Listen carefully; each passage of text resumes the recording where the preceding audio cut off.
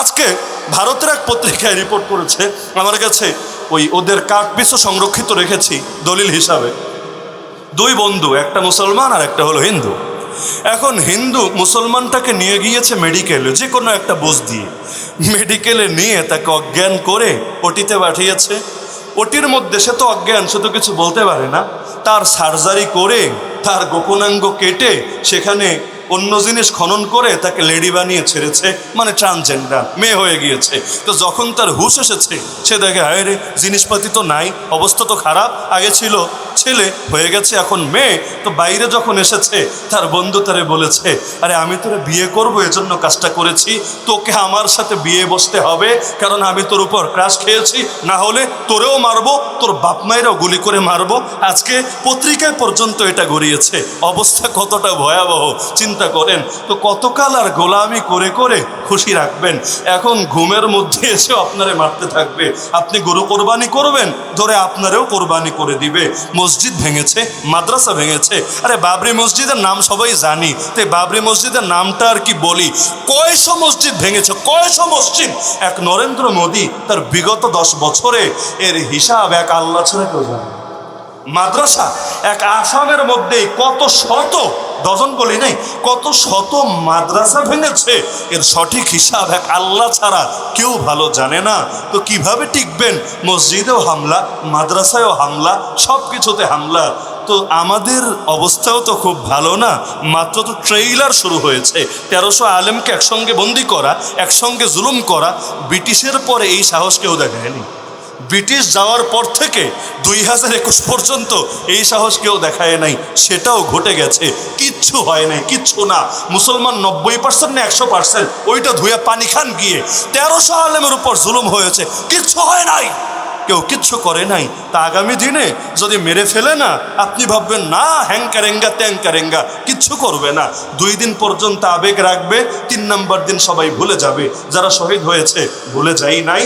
কত দুঃখের কথা, 2013-তে যারা শহীদ হয়েছে, আজ 2024-এও তাদের নামের তালিকাটাই প্রকাশ করার সাহস পাই নাই। কয়জন শহীদ হয়েছে, তাদের নাম কি, তাদের বাড়ি কোথায়, এগুলো বের করা কোনো কঠিন ব্যাপার না।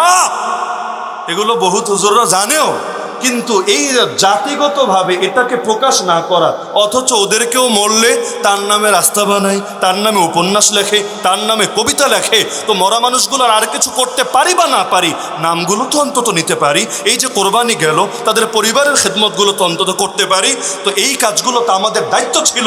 তো যেই জাতি শহীদকেই মূল্যায়ন করে না, ওই জাতি কার মূল্যায়ন করবে? 1300 আলেম জেল খেটেছে, কার পিসিতে টাকা ঢুকিয়েছে, কার খোঁজ খবর কে রেখেছে, একটু খোঁজ নেন না। অথচ সেকুলার রাজনীতি করুক, জেলে গেলে বের করা পর্যন্ত অনেকে দেখা যায় বাইরের চাইতে আরো সুখে থাকে, বাইরে আর কয় টাকা কামাবে এর চাইতে আরো সুখে শান্তিতে থাকে।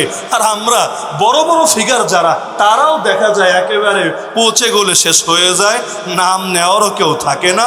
2 দিন পর তার নামটাও আর কেউ স্মরণ করে না। তো এভাবে আর কত রে ভাই, এভাবে আর কত। সুতরাং জাগবেন তো ইনশাআল্লাহ, কিছু করার নিয়ত আছে তো ইনশাআল্লাহ। চেষ্টা করা আমাদের দায়িত্ব, বিজয়ী হওয়া আমাদের দায়িত্ব না, এটা আমরা পারবো না। বিজয়ী হলেও খুশি, শহীদ হলেও খুশি। বাঁচলে গাজী, মরলে শহীদ। সুমাইয়া রাদিয়াল্লাহু আনহা শহীদ হয়েছেন, ইসলামের বিজয় দেখে যেতে পারেন নাই, লস নাই। হুসাইন রাদিয়াল্লাহু আনহু শহীদ হয়েছেন, বিজয় দেখে যেতে পারেন নাই, লস নাই। তো চেষ্টা করতে রাজি আছেন তো ইনশাআল্লাহ? নাকি রাগ করে ফেললেন বেশি যে হুজুর এত রাত্রে এসে কিছু গল্প টল্প শোনাবেন, এগুলো কি বললেন? না, আমি একটা দাওয়াত দিয়ে যাচ্ছি যে সবাইকে জাগতে হবে। রাজি আছেন তো ইনশাআল্লাহ? এবং আমি আশা রাখি আপনাদের হিম্মতা আছে, কারণ গত বছর মনে হয় মাহফিল হয় নাই না এই ব্যানারে? হ্যাঁ, এর আগের বছর যেবার হলো আলহামদুলিল্লাহ বহুত বড় বড় আলেমদেরকে এনেছেন, যাদেরও আলহামদুলিল্লাহ প্রত্যেকের কোরবানি আছে। আর এই বছর তো যা করেছেন মাশাআল্লাহ, ছাত্রদের জন্য বিরাট বড় হিম্মতের পরিচয়।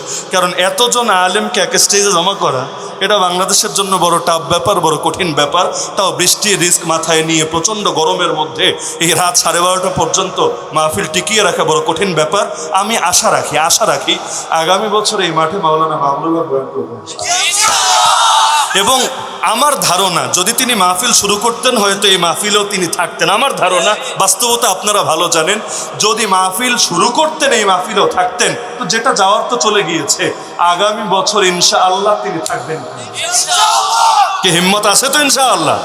আল্লাহ তাআলা তৌফিক দান করুন।